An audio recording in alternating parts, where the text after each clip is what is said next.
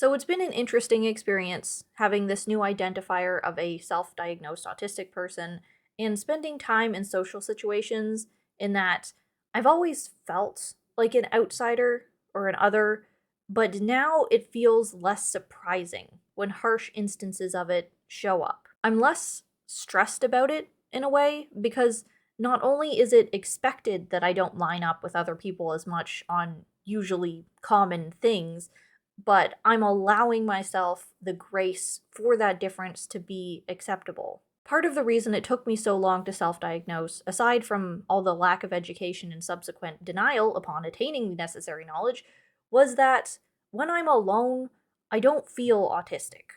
Or the better way to put it is, when I'm not subject to the influence of other people, I'm pretty functional on my own. I've learned to curate my environment to be as frictionless as possible for me, so it isn't until I come in contact with other people do I realize just how atypical my reactions and lifestyle are. I went on a trip a couple months ago and spent a little time catching up with my mom's side of the family. I'm basically a stranger with my extended family, like, I don't know my cousins for the adults that they now are or the names of their kids.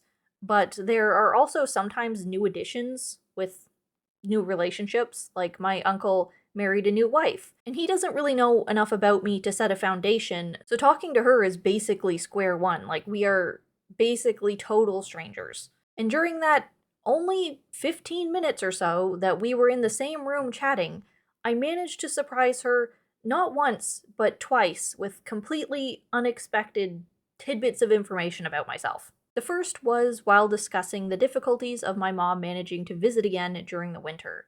There's several factors as to why we take the bus when we visit, so that in and of itself isn't entirely odd, because it's a whole day's drive away, which is tiring. Gas is equally expensive for the effort to just get a bus ticket, and my mom doesn't have her own vehicle, so you have to rent one, and that's an even bigger expense. On top of that, though, my mom isn't much of a driver. She'll upkeep her license and go somewhere maybe once every 5 years. But in this conversation, she was making it clear that she especially isn't comfortable with driving in the winter because roads get really bad and small towns don't maintain them. So they are mulling over options, and obviously it gravitates to whether me driving is an option instead. And that's when I dropped the ever shocking fact that I don't drive, and then, as always, added the more important context that I do not have a license and never have, because otherwise, when you say you don't drive, people just assume that means that they're like my mom. Can drive, but don't like to. I didn't used to be so forward in the delivery of that information. I found my lack of driving to be extremely shameful, some necessary milestone to growing up that I never did. And it's no wonder because everyone is always incredulous when they find out. So I used to be really shy about it, only elaborate that, oh no, actually, it's not that I don't drive, it's that I can't drive, when they ask further. But it's been my experience that they always ask further, or start working on a wrong assumption and we have to backtrack, and then it's even more awkward to have to explain, so now I just say the whole thing up front. And then they were all pretty quickly stumped on options for my mom's visit, since there are none unless they took the time out to drive her around. But when the silence came, and the topic was ready to shift, I got the extra curious question from my new aunt, like, really? You've never driven? And all I can do is just shrug, like, nope. I used to be really self-conscious about it. I felt like people were judging me, and they are, but I'm putting less weight on it. I've made it work for me and my lifestyle, so it really doesn't matter how out of the ordinary it seems to everyone else.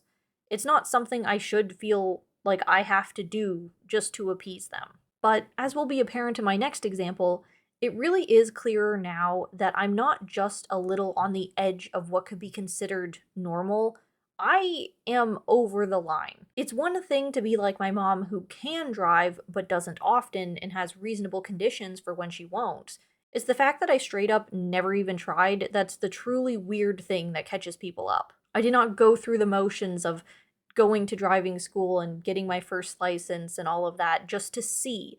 Because no, I knew it's not applicable. I'm not driving. It was never an option for me, but people do like to try and convince me that I should anyway. The second instance that I surprised her in that quick chat was about having kids, because my aunt and uncle are fostering and just got a new one, and they were very present in the room, running around doing kid stuff, crying.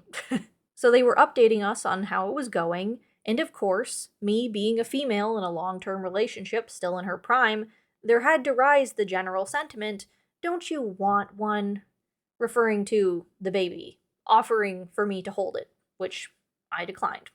And I gave the truth rather than humoring, like, "Oh, yeah, no, maybe someday." No, no, we're not. I tried to make it a little bit of a joke, mentioning that we're so committed to not having kids. My partner already had a vasectomy, and they were just like, "Damn, you don't say." Because again, that's another example of my life choices being that one step further past what's normal and expected. It's one thing to say you don't want kids. People love to tease you about it anyway, though, that you'll change your mind.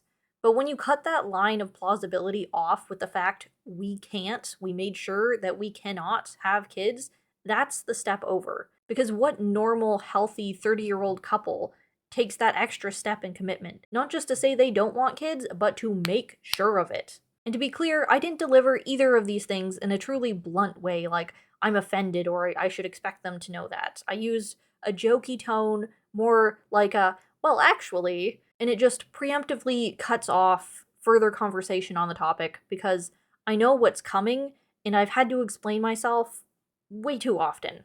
Neither my aunt or uncle were really judgy about it either. They were just more curious. Just kind of like a, wow, huh, that's odd sort of response to my literal personhood.